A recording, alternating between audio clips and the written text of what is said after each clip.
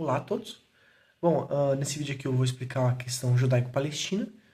Bom, eu vou dar uma volta para o passado para ter uma contextualização melhor. Mesmo que isso não caia exatamente no vestibular, eu acho legal ter essa noção histórica também. É também uma questão interessante de saber para a vida também. Até porque é um conflito muito polêmico, né? Bom, então, primeiro a gente vai voltar para o século XII a.C., que é a primeira vez onde a gente encontra esse termo Palestina, e ele é encontrado no Egito, e se referia a essa região aqui do Levante, né, que eu estou apontando aqui com a caneta, que hoje fica a Palestina e Israel.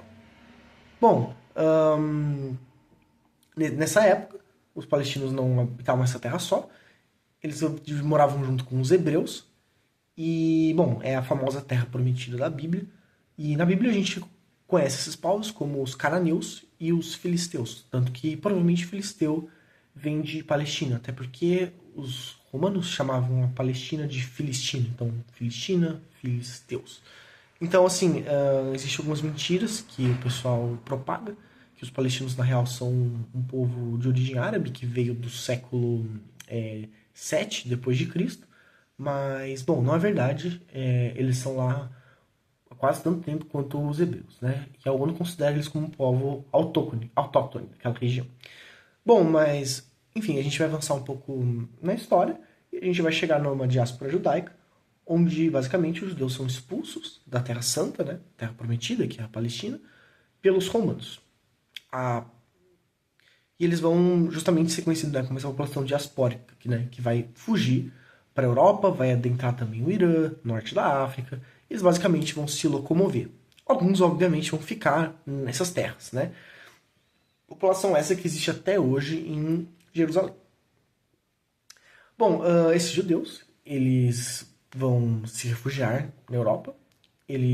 Como eles não vão ter mais terra, eventualmente eles vão se ocupar do comércio e das atividades bancárias. Eles também vão se unir em guetos e grupos, né, comunidades religiosas, justamente para se proteger de ataques de cristãos, porque, bom, tem essa questão, né? Eles são banqueiros e geralmente isso gera um pouco de atrito, né? E isso também, curioso falar também que isso vai gerar um letramento muito avançado, porque, bom, a gente vê que tem muitos judeus que têm o prêmio Nobel e tem vários destaques na comunidade intelectual, né?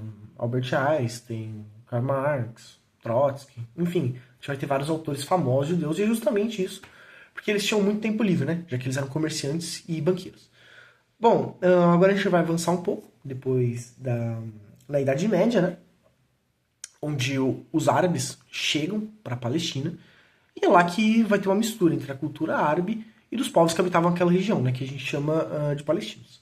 Então, o idioma árabe vai ficar, conforme o tempo passa, aquela população que era de maioria cristã vai se tornando de maioria muçulmana, e, bom, o mapa religioso basicamente vai ser assim, né?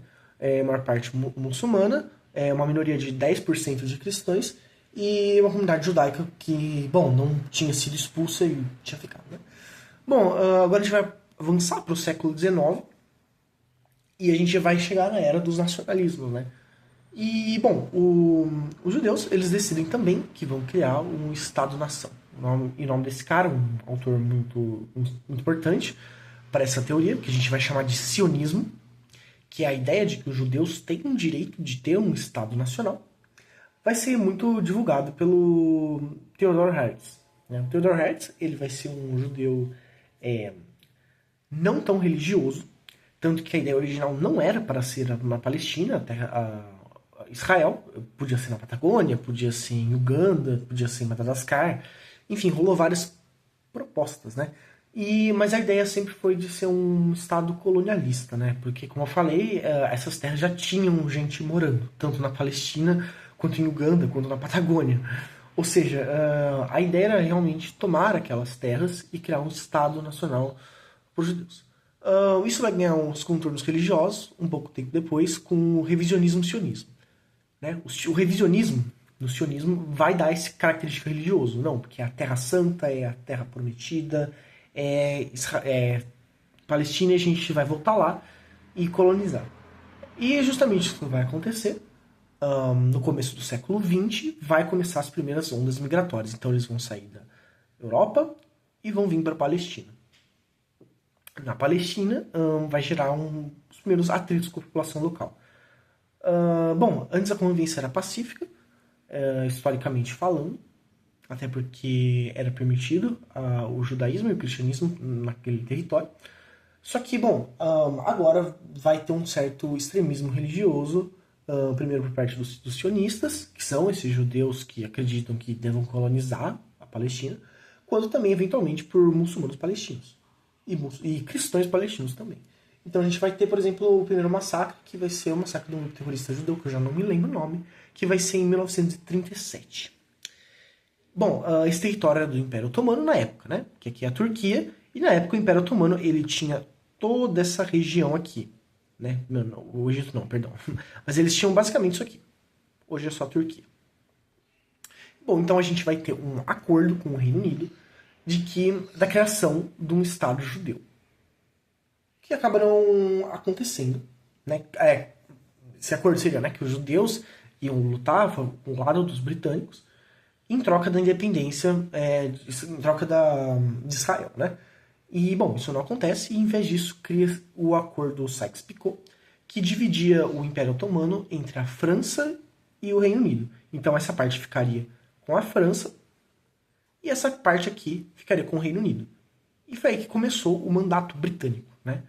Ou seja, o Reino Unido ia mandar na Palestina, e não os palestinos e nem os judeus. O Reino Unido passou a perna de todo mundo. Isso gerou uma série de ondas de extremismo. Rolou até um atentado que um judeu se explodiu lá em Londres. E aquilo virou um caldeirão. Começou a ter uma série de violência, tanto por parte palestina quanto por parte da comunidade judaica na região. A imigração começou a aumentar para essa região, mas ela vai atingir seu ápice depois da Segunda Guerra Mundial. Bom, depois da Segunda Guerra Mundial, a comunidade internacional vai se sentir sensibilizada à causa judaica, até porque rolou o Holocausto, né? E vai passar uma moção na ONU que um brasileiro ele vai desenhar um mapa dividindo as terras entre Israel e a Palestina. 55% ia ficar com os judeus e 45% iam ficar com os árabes. Bom, esse mapa aqui, ele não foi respeitado. Esse mapa aqui que eu estou mostrando não é o antigo, esse é o de hoje. Mas, bom, Israel hoje possui bem mais de 55% das terras. E todas as partes vão concordar, tanto os Estados Unidos quanto a União Soviética, porque a União Soviética vai achar que Israel seria um aliado da União Soviética e não dos Estados Unidos. Até porque, bom, muitos judeus faziam parte do Politburo, né? Que é o alto comando do Partido Comunista Russo, soviético, né? Você vai ter 7 membros e 4 vão ser judeus. E eles achavam que isso seria replicado também no Oriente Médio, já que a maior parte, naquela época, dos países árabes eram monarquias, né? O que acabou se tornando o contrário. O socialismo árabe foi muito, muito mais forte do que o socialismo em Israel. Tanto que a gente vai ter países socialistas, eventualmente, depois, né? Do lado da União Soviética, no subcontinente do Oriente Médio. Bom, então a gente vai gerar o primeiro conflito, que vai ser a Guerra de Independência de Israel, ou a Nakba. Nakba significa tragédia, que vai ter um conflito entre os árabes e os judeus. Como a União Soviética e os Estados Unidos vão apoiar Israel, os palestinos vão ter chance, e Israel vai expulsar as famílias palestinas que moravam no lado israelense.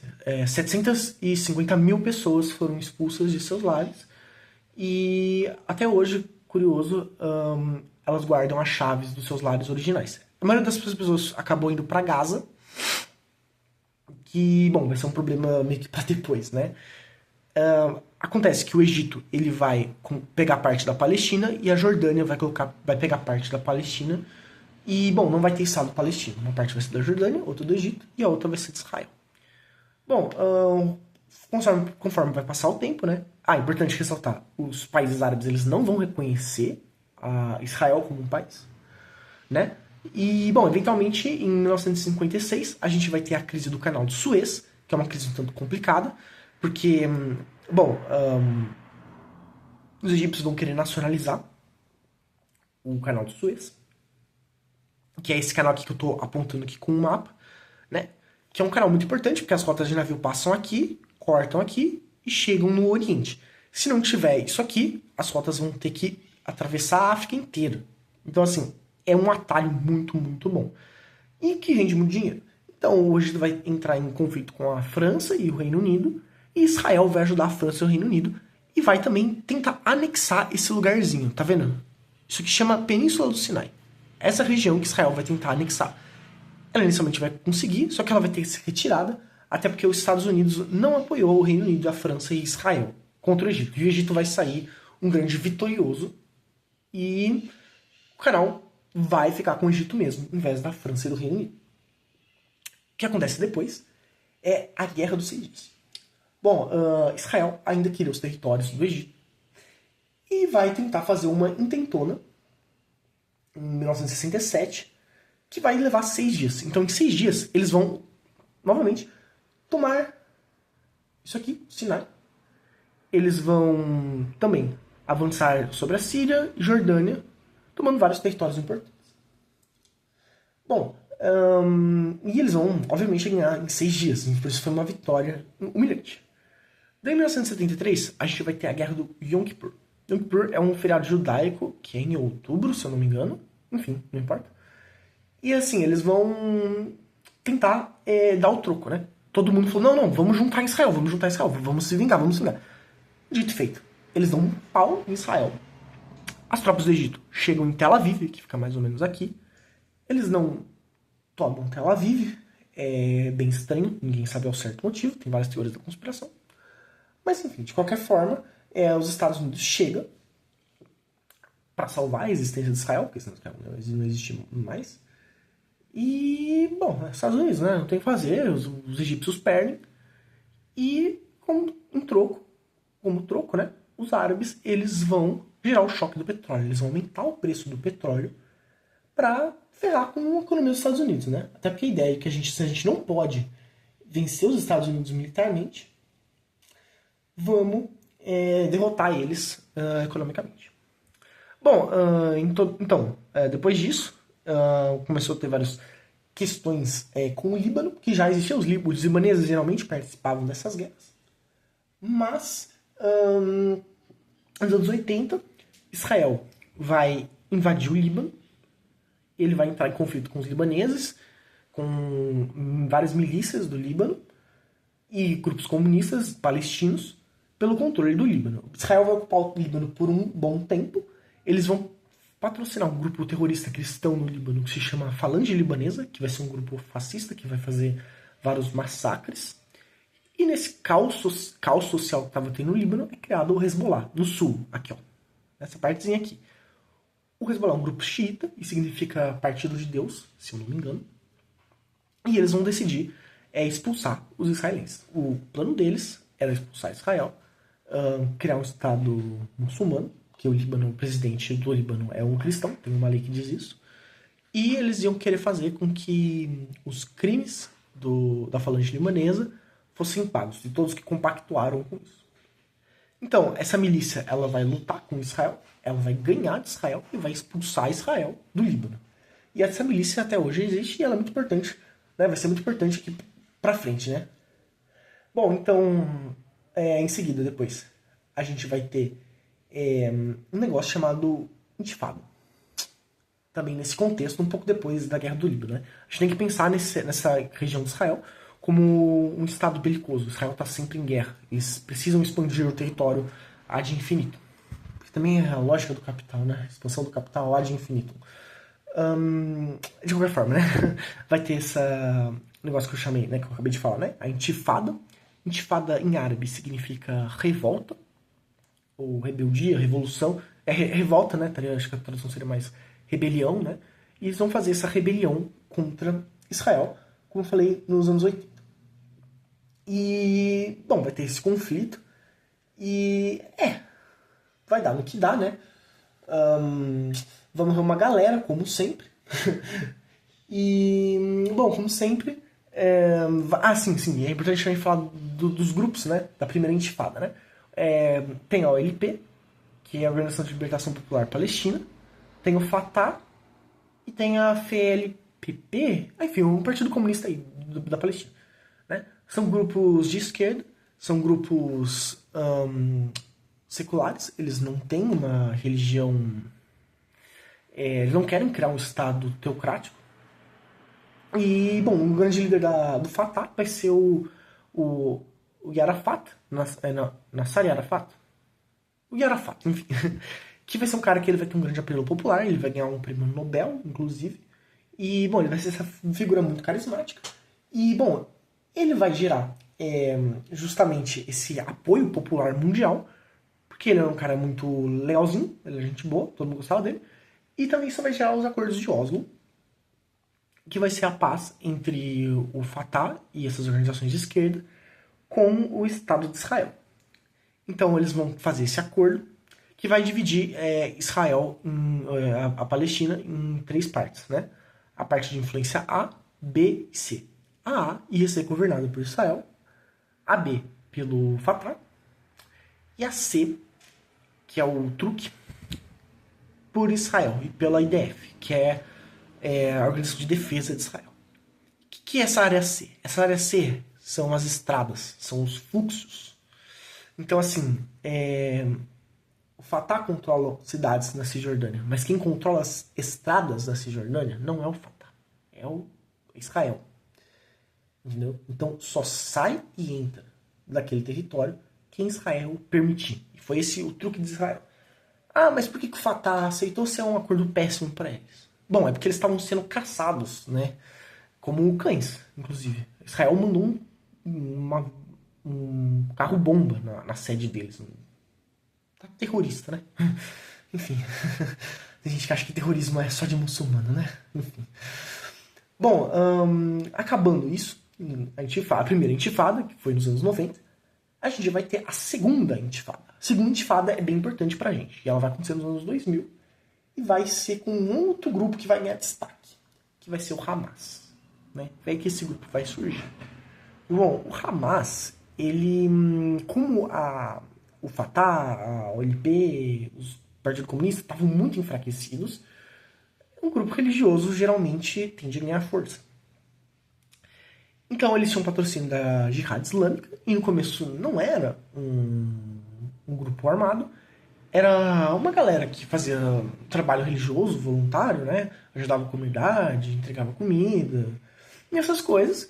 Como teve essa revolta, a segunda, que se eu não me engano era por alguma ocupação em alguma mesquita, isso, lembra? O ministro Ariel Shalom, ele vai lá numa mesquita que ele não podia ir. Enfim, eu não me lembro bem a história, desculpa, perdão, pesquise mais sobre a segunda intifada. E, bom, dá essa treta aí. E o Hamas, ele vai ganhar força justamente porque o outro grupo tá fraco.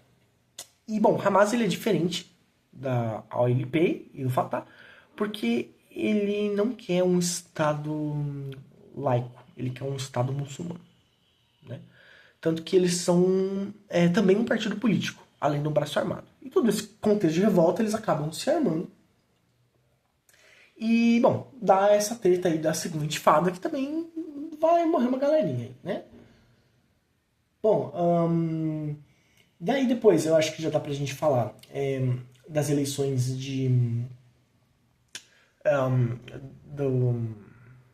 da Palestina, né?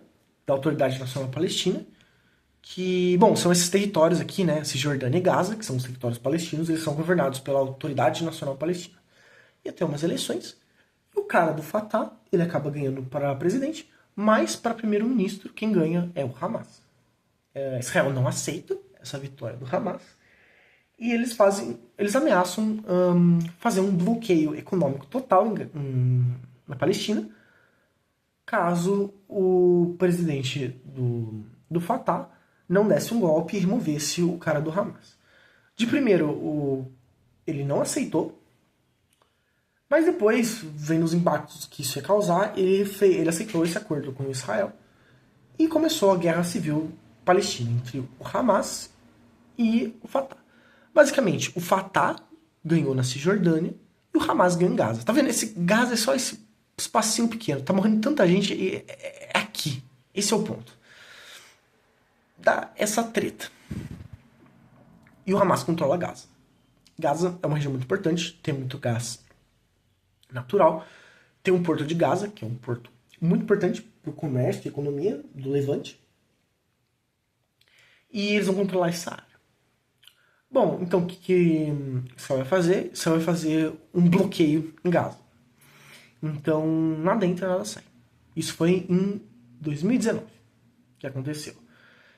E, bom, isso vai sufocar a população. Como eu falei, Israel controla as estradas. E a gente vai ter essa questão que eu falei, né? Da fome, da... Não entra nada, né? Uma prisão a céu aberto, né? É só uma prisão mesmo, você não pode sair ou entrar. Tanto que se você sair da Palestina, provavelmente você não entra de novo. Israel não vai permitir. Então essa é a grande treta, né? E bom, a gente vai ter o 7 de outubro, que vai ser a reação do Hamas, que é a ação organizada do Hamas, tudo isso. E basicamente eles vão tacar bomba, vão tacar o terror lá em Israel, né? Bom, eles não tinham muita tecnologia, mas eles se viraram, né? E Israel vai usar isso aí como pretexto. Ah, importante, perdão, esqueci de falar uma coisa muito importante. Israel também vai quebrar os acordos de Oslo. Porque os acordos de Oslo implicavam que Israel não poderia colonizar a região. Mas o Netanyahu, né? Netanyahu está há 6 mandatos no poder. Ele manda colonos, ele financia gente, judeus, para morar naquele território, né? Para justamente fazer uma limpeza étnica, né? Para você remover a população palestina e colocar a população judaica. Porque é isso que ele quer acabar com todos os palestinos. Só ter judeu morando lá. Porque daí não tem revolta, não tem levante. E esse foi também um acordo que ele descumpriu, né? Além também do bloqueio, enfim, que obviamente isso é crime de guerra, não pode. Você não pode tentar matar uma população de fome, isso é crime. Isso é crime mesmo. Então, Israel vai revidar. E, bom, vai ser uma grande tragédia, né? Porque eles vão usar os reféns como pretexto, né? Que o Hamas levou alguns reféns. Tentaram rolar troca de refém, mas alguns reféns foram trocados entre reféns, né? Palestinos que estavam em Israel e reféns judeus que estavam na Palestina. Não deu muito certo, enfim, Israel quebrou esses acordos várias e várias vezes. Eles tiraram um tanque numa igreja, quase mataram o padre, bombardearam o hospital, bombardearam a escola. Usaram fósforo branco, que é tipo um gás que eles tacam e você queima por dentro. Isso é crime, não pode usar isso, lógico que não pode usar isso. E, bom, eles terraplanaram Gaza e agora estão tentando repopulacionar a cidade de Gaza em si com população judaica, agora saiu o plano. E, bom, massacre, guerra e blá blá blá blá. Coisa importante sobre Israel também para falar. Tem a lei do retorno, que diz que qualquer judeu em qualquer lugar do mundo ele pode ir para Israel e ele vai ganhar a cidadania de Israel. Serviço militar lá é obrigatório para homem e para mulher. Palestinos são julgados em tribunal diferente do que judeus. É basicamente um apartheid, assim. Eles são tratados de forma diferente. Eles também era também teoricamente para Jerusalém ser dividida entre palestinos e judeus, mas também não está sendo. Tanto que tem a questão das embaixadas, né? O Donald Trump colocou a embaixada dele em Jerusalém, sendo que não poderia, ele teria que colocar em Tel Aviv, porque a capital de Israel é Tel Aviv, então se ele colocar em Jerusalém... Tipo assim, é zoado você colocar uma embaixada numa cidade que é dividida entre duas nações diferentes. Teoricamente, é uma grosseria, algo extremamente rude para a população palestina você fazer isso. Deixa eu ver o que mais que eu tenho que falar. Questão do Irã também. Bom, o Netanyahu, ele ia ser... o parlamento ia ser da Knesset, né, que é o parlamento israelense, ele ia ser, tipo, resetado e o Netanyahu ia ter que sair do poder. Que, inclusive, o Netanyahu tá 6 mandatos no poder. E também ele tentou dar um golpe para acabar com um dos 3 poderes, não me lembro qual, e enfim, ele ia ter muito poder. Pra falar também, né? Israel é a única democracia do Oriente Médio. Tá. Enfim. Bom, então um pouco antes dessa um pouco depois dessa votação, o Netanyahu não foi deposto por acho que 4 votos, se eu não me engano, e um dia depois, por um acaso, coincidentemente, ele atacou esse país aqui, o Irã, que é outra história para outro vídeo. Enfim, bombardeou, alegando que o Irã tinha armas nucleares. O Netanyahu faz isso desde o primeiro mandato dele, que foi nos anos 90. Ele fala todo dia que amanhã o Irã vai ter armas nucleares. As organizações mundiais falaram que não encontraram nada, mas o Netanyahu tem, né? Enfim. E o Irã, ele ameaçou fechar esse estreito aqui, ó. E no celular não dá pra ver bem, mas é esse aqui, ó. Esse estreito chama Estreito de Hormuz. É onde passa boa parte do petróleo mundial. O parlamento iraniano aprovou para fechar esse estreito, principalmente quando os Estados Unidos interveio, porque os Estados Unidos também atacou o Irã nessa questão. E, bom, não fechou, mas eles ameaçaram, né? E se ameaçasse isso, ia gerar outro choque do petróleo e os Estados Unidos, né, já tá no mal das pernas, ia só piorar, ia só por água abaixo. Bom, esse conflito durou 12 dias. Consequências foi que o Netanyahu não foi deposto. O Ayatollah Khamenei ganhou muito apoio popular, porque o governo dele não é tão popular assim, mas, enfim, ele defendeu o país dele contra uma potência estrangeira, então a população achou legal e, enfim, até partidos comunistas que são contra, né, uma teocracia, meio que deram um apoio, uma moralzinha pra ele, mais ou menos também, mas até que deram. E, bom, meio que isso atualmente que tá acontecendo. Mas meio que tudo gira em Israel, que é um estado extremamente belicoso e, sinceramente, é muito difícil achar um dia que ele não esteja metido em alguma guerra. Inclusive, ele teve um dia que, se não me engano, ele tocou tipo 4 países ao mesmo tempo. Nada aconteceu. Né? Já até sequestraram um ativista brasileiro. Passaram com um trator numa ativista americana também. Se pesquisar. Eu não lembro o nome dela. Também não vou falar aqui, porque se pesquisar vai ser horrível a cara dela esmagada por um trator. Enfim. Bom, é isso. Espero que tenham gostado do vídeo e tchau.